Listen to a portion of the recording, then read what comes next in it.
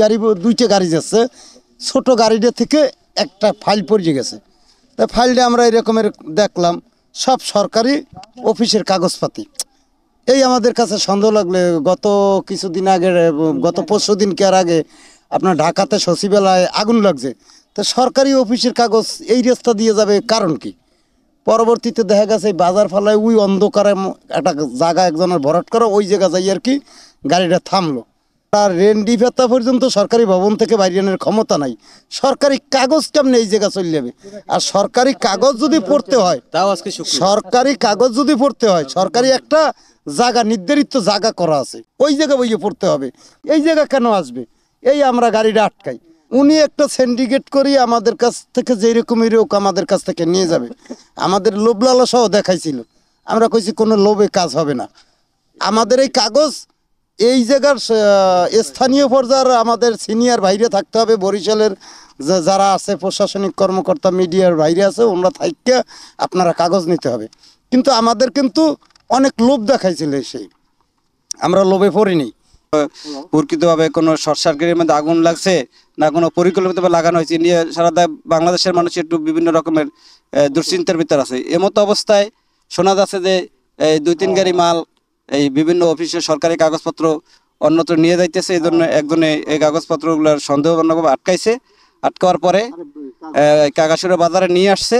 শহীদুল ইসলাম, আমি নির্বাহী প্রকৌশলী, শিক্ষা প্রকৌশল দপ্তর, বরিশাল।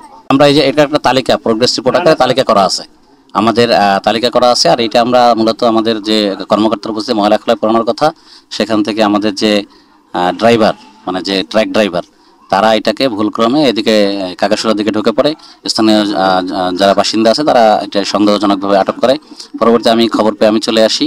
স্থানীয় গণ্যমান্য ব্যক্তিবর্গের উপস্থিতিতে আমি আবার আমার কাগজপত্র, আমি একটা অঙ্গীকারনামা দিয়ে আমি এটি আমার অফিসে নিয়ে যাচ্ছি এবং পরবর্তীতে জেলা প্রশাসনের মাধ্যমে, নিলামের মাধ্যমে এটি আবার পুনরায় প্রশাসনের মাধ্যমে উপস্থিতি পূরণ হবে।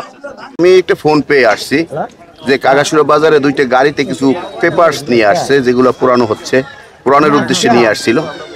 তো এই সংবাদ পেয়ে আমি কিছু সাংবাদিক ভাইদেরও ফোন দিয়েছি, প্রশাসনে ফোন দিয়েছি যে কি, যেহেতু আমাদের এখন ঘরপোড়া গরু সিঁদুরে মেঘ দেখলে ভয় পায়। গতকালকে সচিবালয়ে আগুন লাগছে, আজকে কিছু অফিসিয়াল কাগজ, প্রকৌশল অধিদপ্তরের কিছু কাগজপত্র আসছে, যেহেতু এগুলা যাচাই বাছাই করা দরকার।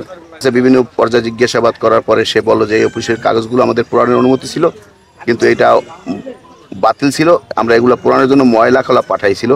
তার বক্তব্য বলে ট্রাকওয়ালা ওইগুলা ময়লা খালা না নিয়ে তার আর একজন তাদের কর্মচারী আছে, অফিসের স্টাফ কাজ করে, তাদের বাড়ি হয়তো এই অঞ্চলে হইবে, আমাদের এই অঞ্চলে হবে, কোথাও হইতে পারে। তাই সে নাকি নিয়ে আসছে যে আরো দুর্গম এলাকায় নিয়ে পড়বে।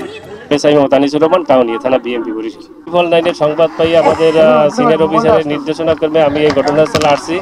আসার পরে এই জায়গায় স্থানীয় লোকজন এই যে 2টা ট্রাক আটক করে রেখেছে। পরবর্তী আমি শিক্ষা প্রকৌশলীকে আমি ফোনে কথা বলি, সে ঘটনা আসছে বলি, সে আসার পরে সে বলছে যে এই জায়গায় ময়লা করার ওই জায়গায় পুরানো কথা ছিল, কিন্তু ড্রাইভার আবার এই নদীর সাইডে নিয়ে আসছে। এখন এইটা আমাদের সিনিয়র অফিসারকে আলাপ আলোচনার সাপেক্ষে এই গাড়ি আমাদের পাহারা দিয়ে আবার শিক্ষা প্রতিষ্ঠানের ওই জায়গায় পৌঁছে দেওয়ার জন্য নির্দেশনা প্রদান করেছেন। এবং পরবর্তী এইগুলো ধ্বংস করতে হইলে ঊর্ধ্বতন কর্তৃপক্ষের নির্দেশনা ছাড়া ধ্বংস করা যাবে না। দেবশ্রী শুভ্রা সরকার, পৃথিবী নিউজ ডেস্ক, চ্যানেল 365।